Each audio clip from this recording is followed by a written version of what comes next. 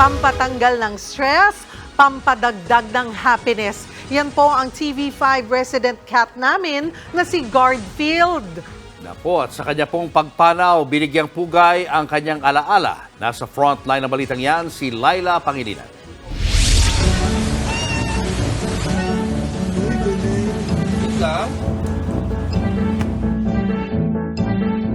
Meet Guardfield, ang resident cat ng Kapatid Network. Kung nasaan ang mga guard, sigurado, pwesto rin siya roon. Literal na guard field ng PSG o Pusa Security Group. Nakaka-good vibes, no? Sakto sa kanyang cute na pangalan. Siya ang unang bumabati sa mga bisita at empleyado sa aming lobby. Magpapakamot ng tiyan, magpapahimas sa kung saan-saan, maglalambing sa bawat dumaraan.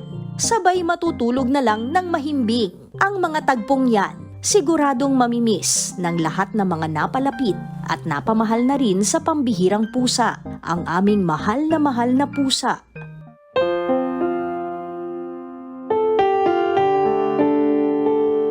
Pumanaw na.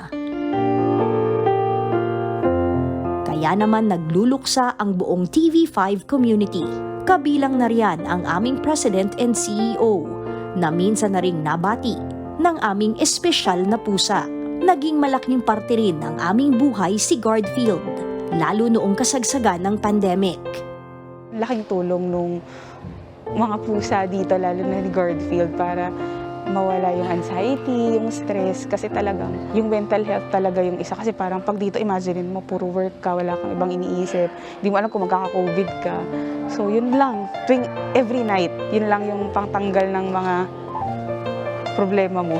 Pinakamalapit kay Garfield, ang aming editor na si Gian Habok at ang aming guard na si Roland Batalier.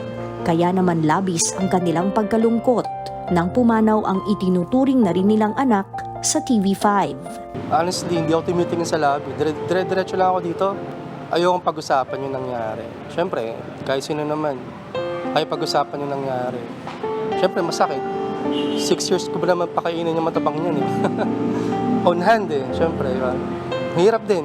Mahirap na yung routine ko bilang na bago for 6 years.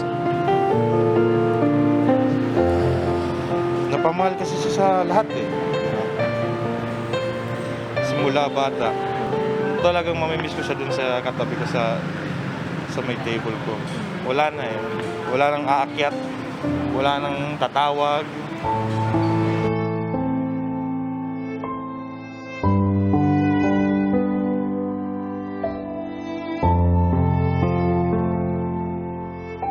Bilang pag-alala sa aming pinakamamahal na pusa, nagdaos ng isang memorial ang mga TV5 employee para sa kanya.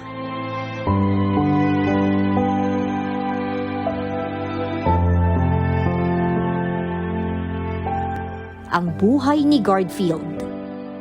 Isang halimbawa sa malaking naiaambag ng ating mga alaga sa pagpapaalala na sa mga panahong tayo'y nalulugmok, meron tayong rason para kumapit.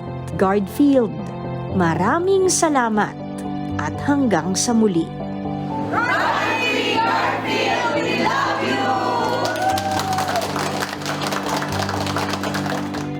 Nagbabalita mula sa Frontline, Laila Pangilinan, News 5.